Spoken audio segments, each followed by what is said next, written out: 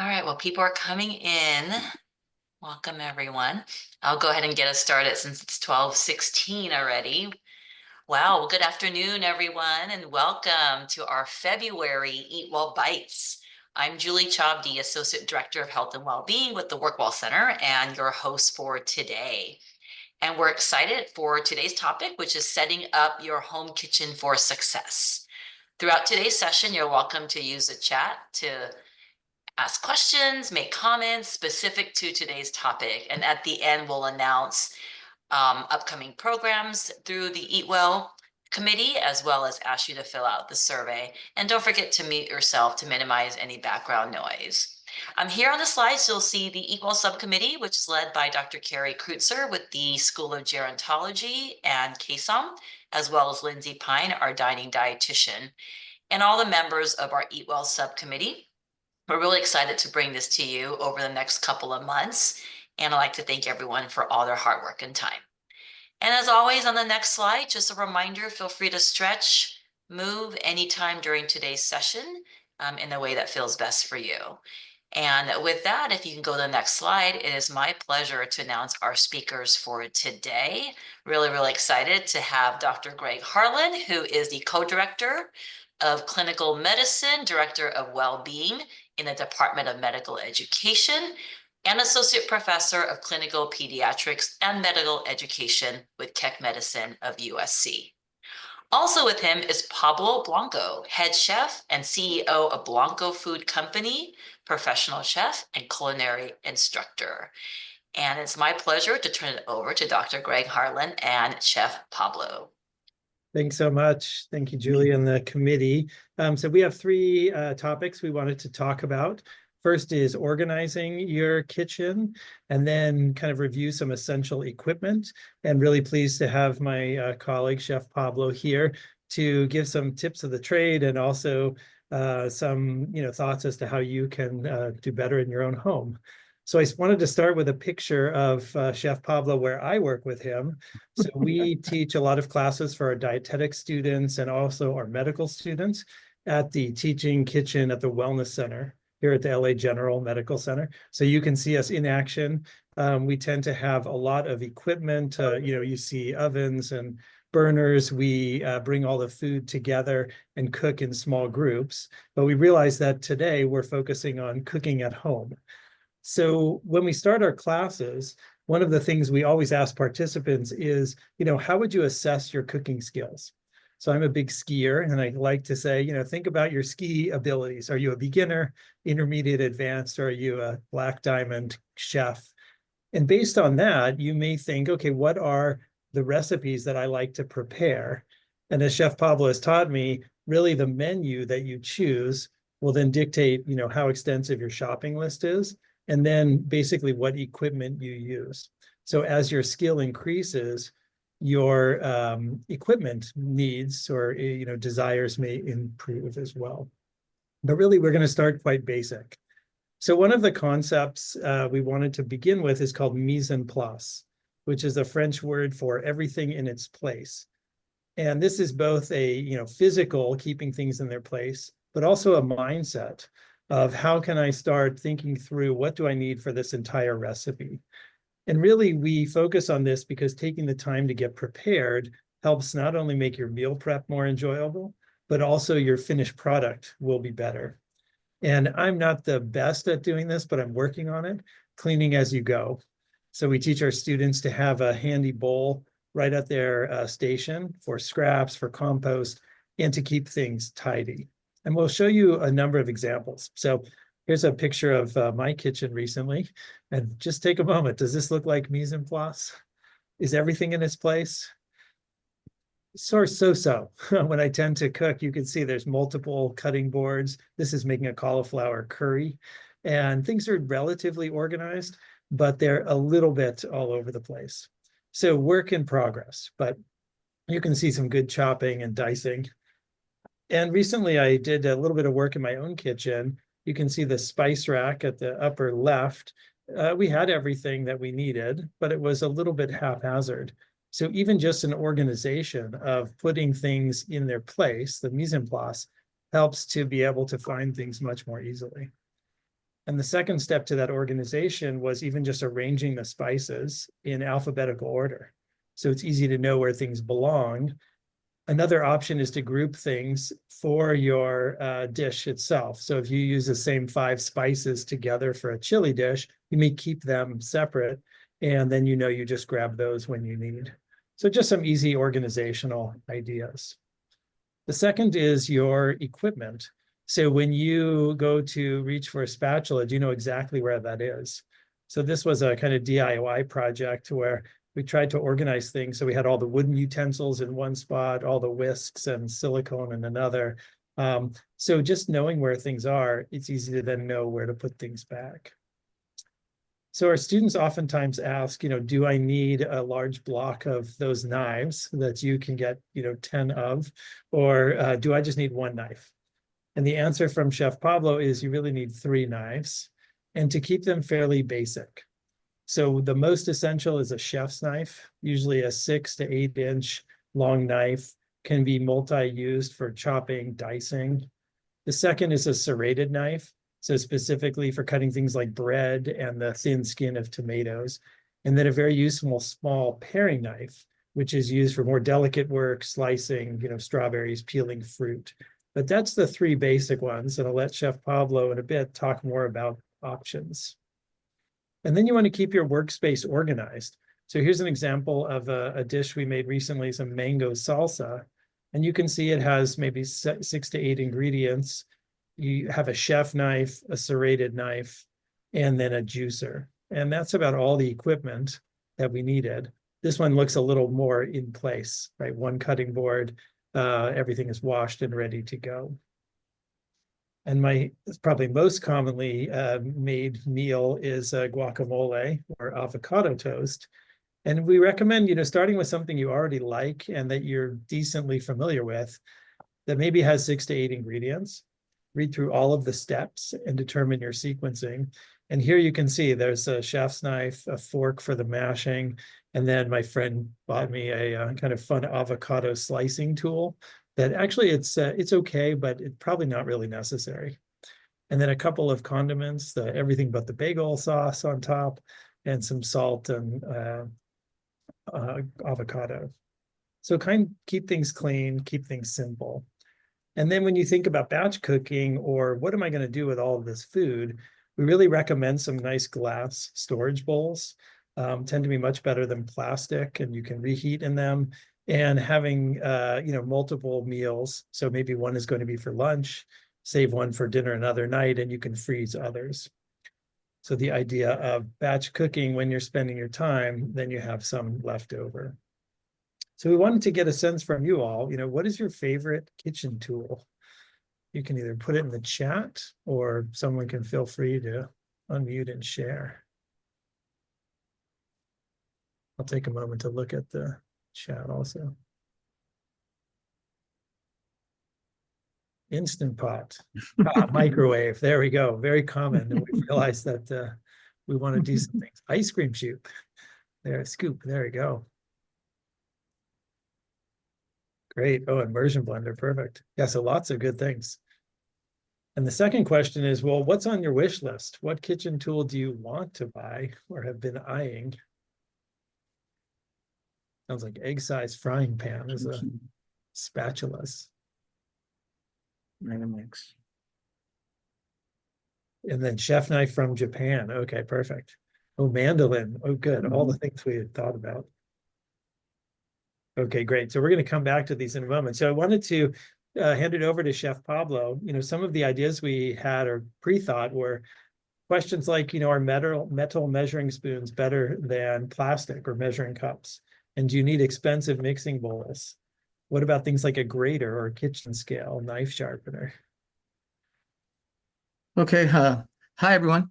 My name's Chef Pablo Blanco, and I've been cooking for, a little over a few decades. I don't want to date myself, but it's been a few decades. And I have cooked in restaurants, catering business, private catering. And I went to 2 different culinary schools, Culinary Institute of America in the Napa Valley, and then I went to the culinary school in the San Fernando Valley, and I got my associates there. So I consider myself to be a professional chef, so I have to scale down my thinking because everything I prepare is sometimes in mass amounts. I might prepare, 40 pounds of carrots, or I might prepare, 150 pounds of one thing, or, I might butcher 100 pounds of meat. But scaling it down to a level where we're talking about preparing yourself at home. Um, Dr. Harlan talked about the different skill levels or the different levels of where your cooking experience is. And so if you're a beginner, ordinarily you would have a basic pot, basic knives, and sometimes that's maybe all you need. It depends on what type of food you're going to be cooking. If you're going to do meal prep, if you're going to be doing bowls, or if you're going to do something a little bit more elaborate where it's going to require, julienne cuts and finer cuts and really thin cuts. I saw that someone mentioned a mandolin, and so we'll start with I see that there's also a thermometer there. There's all kinds of different thermometers, and so it just depends on what you want to invest in. But for myself, I just use a practical French knife. It is not an expensive knife. It costs about $30. And the reason that I use a practical basic chef knife in my knife pack is because I cut like I said, I use it for productivity, but it's not a bad knife to have at home. It's a $30 investment. It's a rubber handle, and it does the job well. As you can see, I put a lot of wear and tear on the blade, and I don't know if you can see it there, but it has a continuous sharpening with both the steel and the stone. But when I first started, I used Henkel's and I used Forstner's, which at that time were the top of the line knives. They were made of the best steel, and German engineering, Swiss engineering, and then everything else, ran the scale from there. But this is a basic essential. It's called a culinary essential knife, and the reason that I use them, that I don't use the expensive knives, is because I had, when I first started, I was eager beaver, and I ran to equip myself with all the most top of the line, most expensive, and I found later on that really I didn't need it. What for practical purposes, I needed a sharp edge. So when it comes to knives, the important thing is to have a sharp edge on your knife, and to learn to maintain a sharp edge on your knife. And Chef Pablo, can I jump in? Because there's one Sure. question about whether you recommend a knife sharpener or whether you take it to someone to sharpen. Right. And then the second one is, what's the length of a standard like chef's knife that you would recommend? Well, this right here is this is a 10-inch blade right here. So, and our 12-inch blade, and this is a 10-inch blade, but anywhere from some folks use 8-inch. I use the 10, and some folks use the 12-inch blade. It depends on, how much you're used to rocking your knife with, and also your the amount of product that you're going to produce. If you're going to cut 1 carrot, you're probably going to use a 8-inch knife, but that just depends on the size of the blade that you feel comfortable with. You probably want to go to a store where you can actually hold the knives in your hand, like a Chef Toys or other stores like that, where you can actually handle a knife, hold it in your hand, and then get a feel for it. Both the butt, the tang, the heel, the rivets, the bolster, the spine of the knife. Just get a feel for it, and then whatever it is that you feel comfortable with. But sharpening a knife I use a stone. And the grit usually is between 240 and 1,000. That is a medium grit. That will grind into your knife. I use a sharpening stone to maintain the sharp edge on my knife.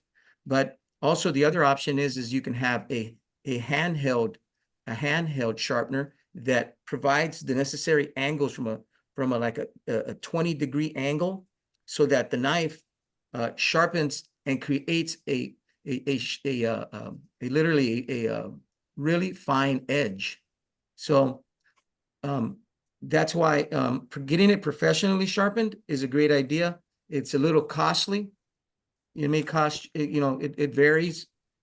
Last I heard, I haven't had them professionally sharpened because I sharpened my own, but you could pay $20 a knife, you could pay $25 a knife. It just depends who your sharpener is.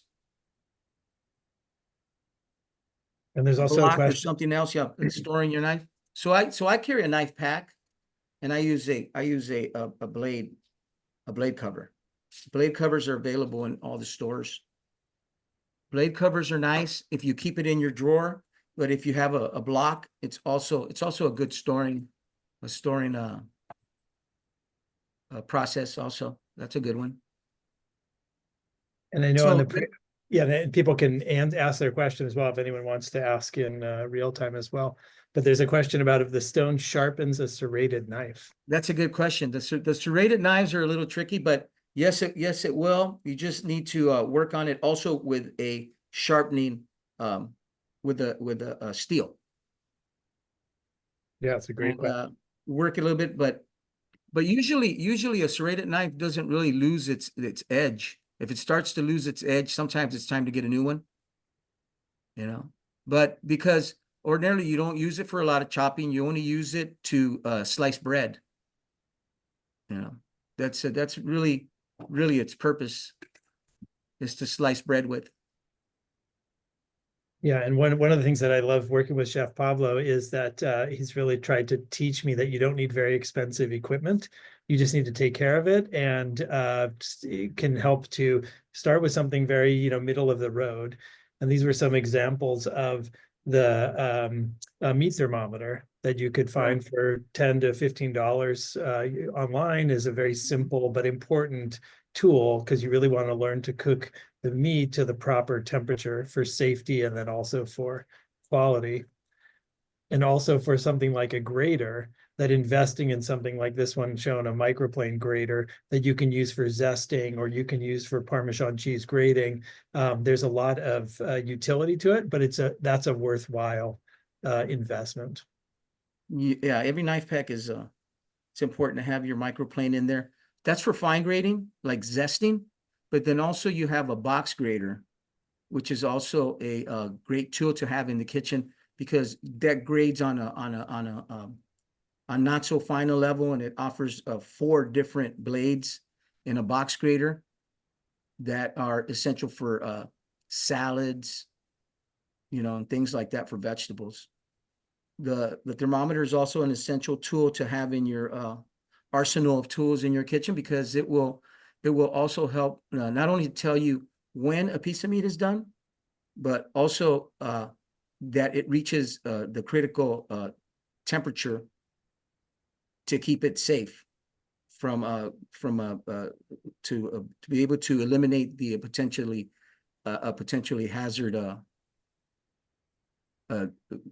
microorganism from infecting the food.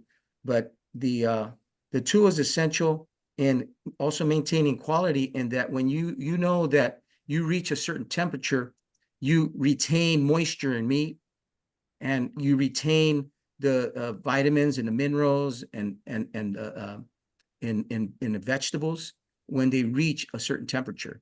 So that's very key with all of your proteins and also with vegetables. And Chef Pablo, there's a question about how to protect your knuckles when you're grating on a box grater. Common.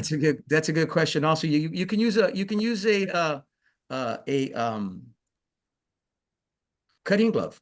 Cutting gloves are also they're an essential tool in your also in your kitchen because they help you protect your knuckles, and they're made from fiber that will not be that knives can't cut. Even the microplane has one of the sharpest blades ever, that when you put it on, you could cut faster and produce more product on a microplane. And the ability to produce that fast can be accomplished by using a cutting glove. And I saw that Suzanne mentioned using a scale. What are your thoughts, Chef Pablo, on whether a food scale is essential or just suggested? A scale is essential for a couple of reasons. One is that you can accurately weigh and know how much protein you're cooking. If you want to create balanced meals and understand your intake of food, then a scale is critical. And it sounds like you for can't guess that. baking, yeah, and for baking, probably more essential than for For cooking. baking, it's critical because baking is a science. Everything in baking is measured and has to be accurately weighed and measured. So a good scale, you know, you can buy one for $20, you can buy one for $50, you can buy one for $300. You know, I use the mid tier type that costs like $30 to $40. I have some $20 ones that I use in the classroom. They both do the job. They're digital, you know, and they're a great tool to have. That would assist you in being accurate in your food intake. You know, you could say, you know, I consumed 3 ounces of turkey.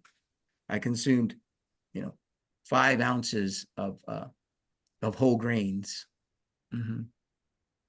And the other reason that we included on here an induction cooktop is that's something that we've been working with the students on. So if you have a small workspace and you want to have a heat, you know, hot plate or something, that this was something we found for $100 that was able to be, it's portable, you plug it in, and it really easy to clean and cook with. So other alternatives. And I see there's a nice comment about recommendation to a knife sharpening place on downtown as well. Thank you, Lori. Greg, you mentioned earlier about using glass containers versus plastic. Can you talk more about that? Because I'm guilty of using plastic, and I've been told recently to throw all that away and start using glass, and even being able to microwave vegetables in glass is okay. Yeah, sure. Yeah, so you're right. So the recommendation is, so glass is more, it won't absorb the chemical structures, and also is much easier to clean and to preserve the flavoring. Part of it also was previously there was a lot of BPA in the plastic, and the feeling that when you heated it up, it released more chemicals. So from a chemical and intake part, glass was definitely more stable. I don't know, Chef Paul, if you have other thoughts on glass. Yeah, the glass containers seal really well, and anything that seals really well preserves the food. And it's important that it not be exposed to oxygen because it begins to oxidize it. So if you seal food right after you cook it, it preserves it and it stabilizes it, and the freshness and the quality remains the same till the moment you open it. So every time you open it and expose it to the air, it begins to, you know, lose freshness and quality. So the plastic containers are really they seal really well. They seal really well, and you can rewash them and use them, and we can have a good carbon footprint. The glass. Yeah. And then there's also a wouldn't have to question use about the plastic. cutting board. Yeah, there's also a question about cutting board recommendations, plastic versus wood, or I actually didn't know about titanium cutting boards. Yeah, no, with cutting boards, it's a food contact surface, right? And so when it comes to food contact surfaces, for sanitation and safety purposes, you want to utilize a board and a surface that is easy to clean and sanitize, and that preserves a surface that doesn't develop any holes in it or scratches in it where bacteria could harbor. And so the wooden ones sometimes, have the reputation of deteriorating on the surface because the knives cuts into them and they create little pockets where bacteria could develop and harbor. and then that would make it a little bit more difficult to clean. So it's all about the food contact surface when it comes to cutting boards. And plastic is the most commonly used in the industry, you know, because now they have the color coded boards that help you not cross contaminate food, because they identify every cutting board by its color, and it is exclusive to protein, or exclusive to vegetables, or exclusive to cooked meat, or exclusive to dairy. But yeah, with cutting boards, yeah. Yeah, I bought one recently that was bamboo. That seems to be holding up quite well. Bamboo is good. I don't know about the titanium though. Yeah, titanium is good. It's a little pricey, but it's good. It's not common in the industry. But if you have one, it looks nice in the kitchen. And what about thick glass cutting boards? I've Question seen for those. that. Yeah, I've seen those. Yeah, those are definitely a nice surface. You know, they're very nice surfaces, and they're not porous. Yeah. So part of it is, you know, what can your budget afford? And in essence, keeping them clean and trying to have, you know, multiple so that you can not cross-contaminate. Does it damage your blade, the cutting boards? That's also a great question. You know, when you know what damages your blade the most is when you use it to scrape up food, because it's a razor edge blade. So maintaining that razor edge blade will assist you in cutting food. You rock a knife on a wood or plastic or glass or titanium. If you do it in a way that facilitates the cut, and it also protects your blade, you shouldn't have a problem with it. It's just how you rock your knife, you know. Yeah, we didn't press include a on it. picture. Yeah, we didn't include a picture of a board scraper, but that's a inexpensive tool that really helps you pick up the food. Yeah, I board. have one of our blade board board scraper from our class, Dr. Holland. Yeah. I thought we might need it. And this is a board scraper, so this will help preserve the edge on your knife. This picks up everything, proteins, you know, it scrapes it on the board, picks it up, and it's very efficient at picking it up in 1 or 2 tries, where a knife, it takes you 10 tries, and you're scraping your razor edge blade. Yeah, cut those, yeah. I love my scraper. Yeah. I So love my those are scraper too. yeah, we should. Of course, I'm already impressed you had the cutting mitt and the scraper on hand. You're Yeah, really a professional chef. well, and then someone also mentioned their wooden spoon. A wooden spoon is essential for, you know, the purpose of not cutting your pasta or anything that is cooked. Obviously, it changes in texture and its capacity to resist metal when you're moving it around in the pan. Like, for example, pasta or vegetables that you don't want to deteriorate, you move them around with a wooden spoon, and it protects it versus a metal spoon, right? So, well, I use wooden spoons a lot for cooking, or the rubber spatula to move your product around in the pan. You know, then also you have your metal spatulas or your fish spatula. And then they also have the rubber. What is this rubber called again? Silicone. Yeah. These are brushes that don't absorb or cling to the hairs that are usually used on a brush. And there's a Yeah. question about recommendations for specific either rubber spatula and also about nonstick cookware.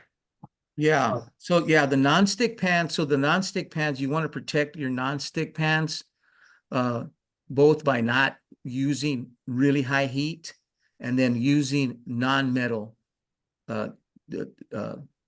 utensils like the wooden one. The wooden one wouldn't scratch it, or the rubber one wouldn't scratch it. And it has its different sides. It has a flat side and has a round side. So we're at time, Dr. Harlan and Chef Pablo. There's a few questions in the chat. If you want to manually answer those, that would be great while we Okay. wrap up.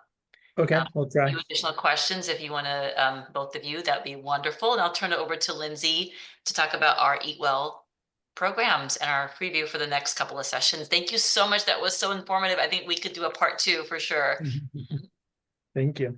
Yeah, Thank you. thank you. So if you haven't explored that Eat Well resource page, we have so many great resources for you, including over 100 recipes. We have nutrition guides, including one for Trader Joe's. Also a list of all of our curated Eat Well meals that we have on campus too. So be sure to check those out. And then also with that staff and faculty cookbook, I'm really happy to say that we're almost done with it, and we're excited to share that with you all soon. Next slide. So here's what we have coming up for the last 3 Eat Well Bites webinars for the semester. So coming up next, we have the importance of hydration with dietitian Nick Padula. And then plant-powered meals in April. That's going to be with me, and then also with Chef Rashad from the USC Village Dining Hall. And then we're going to end the semester talking all about the gut microbiome with Michelle Katz, dietitian from the Student Health Center. So hope to see you all there. Great. And actually, there's one more in June that's not on the slide because we didn't have room, and that's going to be on vitamins and minerals, presented by a registered dietitian in the USC Athletics. So make sure you join us for the rest of the series. And now we will do the raffle, and please fill out the evaluation form as well. We will send out the link, or you can scan the QR code right now.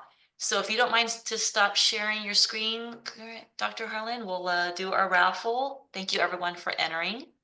We'll have our intern Hannah spin the wheel, and we'll be in touch with you with your raffle prize.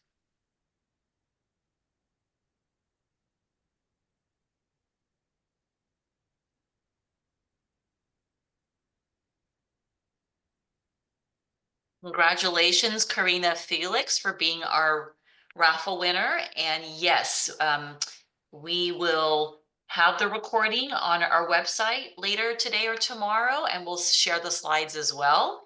And please join us next Tuesday for the kickoff of our financial wellness series. The information is in the chat. Thank you so much, everyone, for being here. Really appreciate it. And thank you, Dr. Harlan and Chef Pablo, for your expertise. Have a good day. Bye-bye. Chef Pablo, can you stay on, and Greg, of course, and Lindsay, Carrie?